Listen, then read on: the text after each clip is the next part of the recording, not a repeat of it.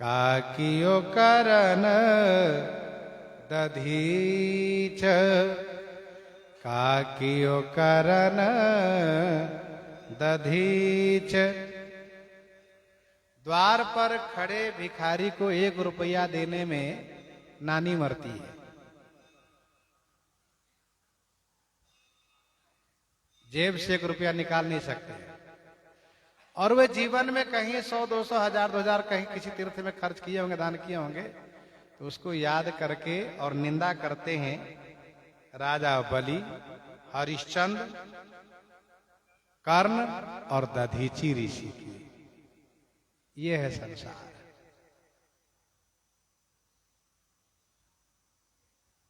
राजा बलि कैसे दानी हुए आपने सुना कल के प्रसंग में। शिवी दधीच बलि जो कछु भाखा, और तन धन तजऊ बचन पन राखा।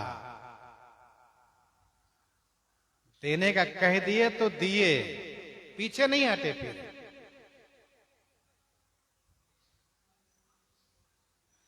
दधीची जी महाराज के बारे में वर्णन आता है। श्री भृगु जी महाराज बड़ी लंबी तपस्या के बाद सकल सार तत्व को एकत्र करके दधीची जैसे ऋषि को बनाए। दधीची ऋषि जो विशाल पर्वताकार शरीर वाले थे और बड़े ही धैर्यवान, वैराग्यवान, विवेकवान थे। सरस्वती नदी के उस पार निवास करके साधना करते थे।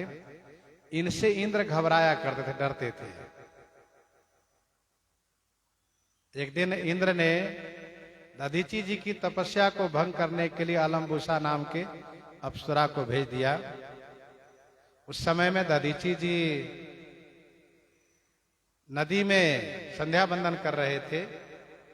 उनकी दृष्टि गई इस अप्सरा की ओर, तो उनका तेज स्खलन हुआ और उस तेज को नदी ने ही धारण किया, और नदी से ही एक विशेष ऋषि का जन्म हुआ, सारस्वत। ये जन्म लिए जो बहुत बड़े विद्वान, वैराग्यवान हुए। कालांतर में कालके नाम का असुर,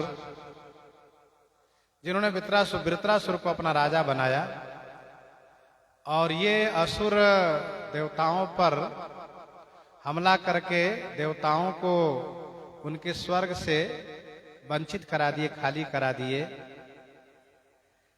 काल के वृत्रासुर का ऐसा दबदबा हुआ, ऐसा प्रभाव पड़ा कि केवल इन्हीं लोगों का बोलबाला था। देखो, जगत में कभी कभी दिन का बोलबाला रहता है, प्रायः तो कभी कभी रात्रि का ही बोलबाला हो जाता है प्रभाव। कभी अच्छे लोग प्रभाव पर रहते हैं तो कभी बुरे लोग भी प्रभावशाली हो जाते हैं। तो देवता लोग ब्रह्मा जी से कहने गए, तो ब्रह्मा जी ने कहा, आप लोग ये काम करो, दधीची जी से कहो वह अपनी अस्थि दे दें, उसी से जब अस्त्र शस्त्र बनेगा तभी वृत्रासुर का वध होगा। देवताओं ने जाकर के उनसे कहा है दधीची जी से। दधीची जी ने कहा, ये तो बड़ी अच्छी बात है। अच्छा, दधीची जी के हड्डियों में इतनी शक्ति है, सकल सार तत्व से बना हुआ है।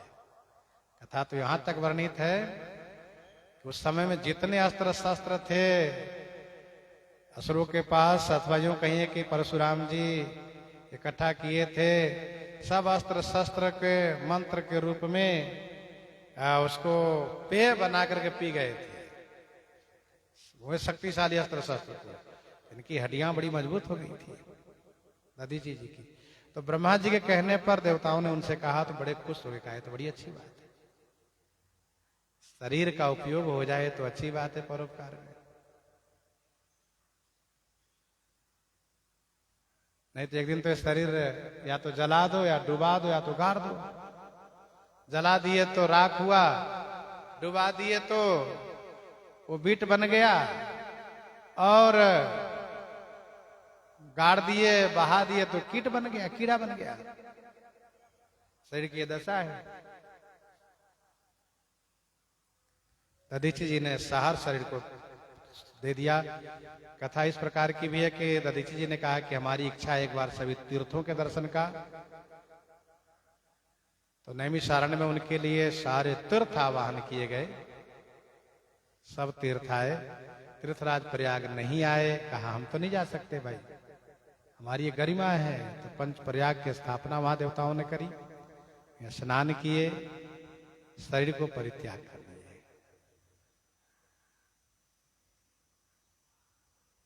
देवता लोग उनके शरीर पर नमक डाल करके गौ से उनके शरीर को चटवा दिए। नमक की वजह से गौ चाट गई उनके शरीर के बाह्य तत्व को। अस्थि को लेकर के देवताओं ने बनवाए हैं वज्र धनुष। ये जो महाभारत में बहुत विस्तार से वर्णन है, ये गांडीव, ये पिनाक, ये सारंग, इन सब के बारे में बताया जाता है कि सब इन्हीं की हड्डी से बना है। वज्र सब उन्हीं से बना है। बहुत अस्त्र शस्त्र बने हैं, एक एक हड्डी इनका उपयोग हुआ है। जैसे किसी वृक्ष का एक एक लकड़ी उपयोग में आ जाता है ना, वैसे दधीची जी के पूरी हड्डी का उपयोग में लिया गया। एक हड्डी व्यर्थ न जाए, सब बनाए गए।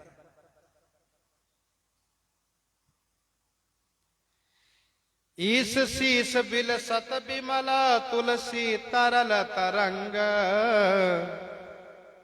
स्वान सरावग के कहे लघुता लहई न गंग।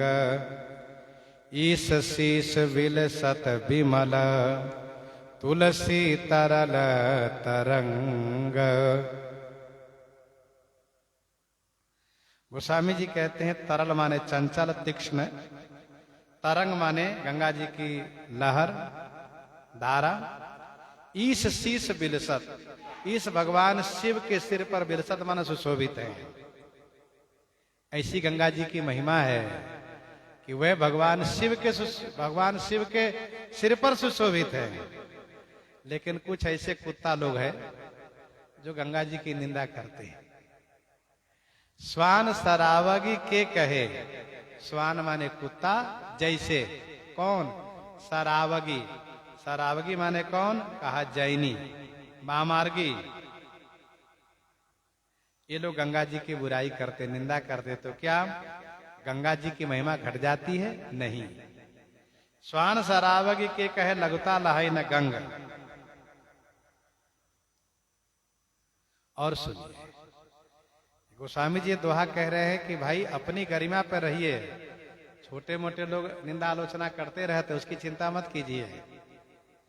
तुलसी देवल देव के लागे लाख करोरी, काका भागे हगी भर्यो महिमा भई की थोरी। गोस्वामी जी कहते देव के देवल में, देवताओं के देवालय बनाने में, मंदिर बनाने में, शिखर बनाने में, गुम्बद बनाने में लागे लाख करोड़ी, लाखों करोड़ रुपए लग जाते हैं। और यह भागा काग, दुष्ट काग उस पर बीट कर देता है। तो क्या उस देवालय की महिमा कम हो गई? बिल्कुल नहीं। जिनकी जो गरिमा है, महिमा वो बनी रहती है।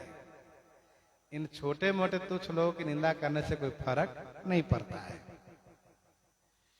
निज गुण घटतन नाग नग, परखी परिहरत कोल। तुलसी प्रभु भूषण किए, गुंजा बढ़े न मोल। जिसकी जो महिमा है, जो गरिमा है, ईश्वर के द्वारा देन है, ऊपर से लेकर आए हैं वे, ये महिमा घटने वाली नहीं है। निज गुण घटतन नाग नग, नाग नग, नाग नग माने गज मुक्ता मणि, सर्प मणि की महिमा नहीं घटती है। निजगुण घटतन नाग नग, नाग पर्वत को भी कहते, नाग सर्प को भी कहते हैं, नाग हाथी को भी कहते हैं। ध्यान दीजिएगा, नाग माने हाथी, नाग माने सर्प, नाग माने पर्वत। इन्हीं तीनों जगह पर मणि होती है। मणि मानिक मुक्ता छवि जैसी, अहि गिरिगज सिर सोहनत ऐसी। तो कोल की रात जो है, ये इस मणि की महिमा को नहीं जानते हैं।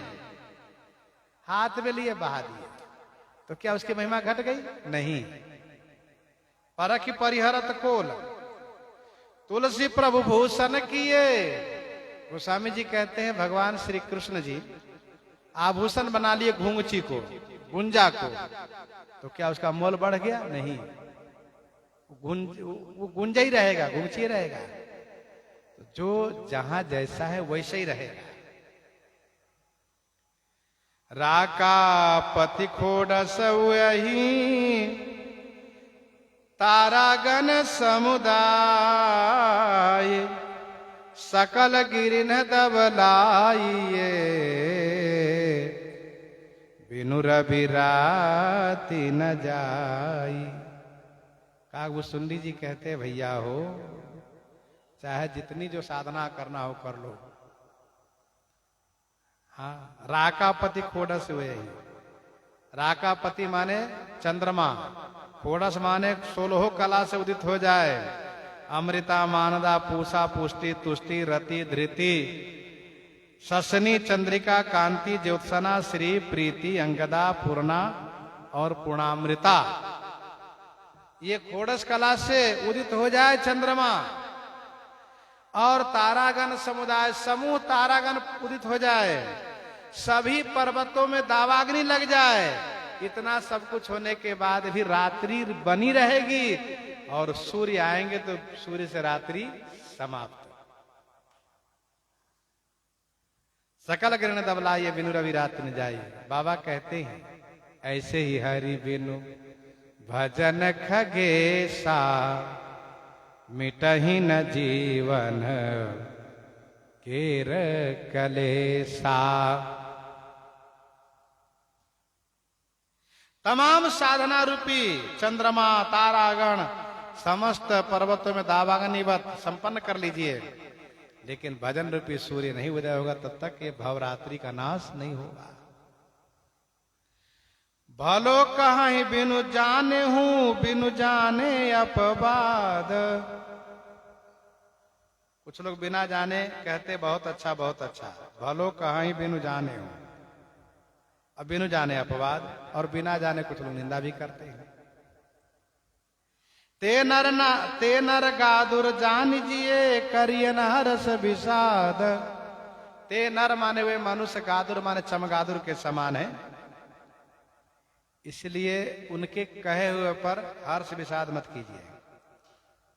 यहां गोस्वामी जी कहना ये चाहते हैं, छोटे लोगों की छोटी मोटी बातों पर ध्यान मत दिया करो, अपने कर्तव्य पथ पर चलते रहो। ते नर गादुर जान जिए। गादुर जो चमगादुर है ना, ये जिस मुख से खाता है उसी मुख से मल को निकालता है। तो ऐसे लोग जो होते हैं जिनकी बातों को ठिकाना नहीं है, उनके कहने पर ना अच्छा हो सकता है ना बुरा हो सकते हैं। भलो कहीं बिनु जाने, बिनु जाने अपवाद। वो बिना जाने अच्छा भी कहते हैं, बिना जाने निंदा भी करते हैं। पर सुख संपत्ति देखी सुनी, जरही जे जड़ बिनु आगी। तुलसी तिन के भागते, चले भलाई भागी। पर सुख संपत्ति देख सुनिए, जो पराये दूसरे की सुख संपत्ति को देख करके सुन करके बिना आगी के जलते रहते हैं। पर सुख देख जरई सो छई। गोस्वामी जी कहते हैं जो दूसरे के उत्कर्ष सुख को देख करके जलते हैं, तिनके तुलसी तिनके भागते, उनके भाग से भलाई भाग जाती है। क्योंकि दूसरे के सुख को देख नहीं सकते, इसलिए उसको सुख मिल नहीं सकता।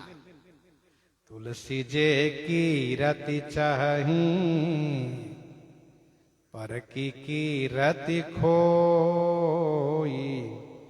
तिनके मुँह मसी लागी हैं, मिटही न मरी हैं धोई। मिटही न मरी हैं धोई। तुलसी जे कीरति चाहे। गोस्वामी जी कहते हैं जो कीरति चाहते अपनी और दूसरे की कीरति मिटाना चाहते हैं, अपना नाम चाहते दूसरे को बदनाम करना चाहते हैं, तो तिनके मुंह मसी लागी हैं। बाबा कहते हैं उनके मुंह में मसी माने स्याही लग जाएगी, मुंह में करिखा पुत जाएगा, मिटा ही न मरी है धोई। मरने पर और धोने पर भी वो स्याही नहीं मिटेगी। इस प्रकार से गोस्वामी जी वर्णन कर रहे हैं। इन्हीं के साथ आज सीताराम सीताराम सीताराम सीताराम।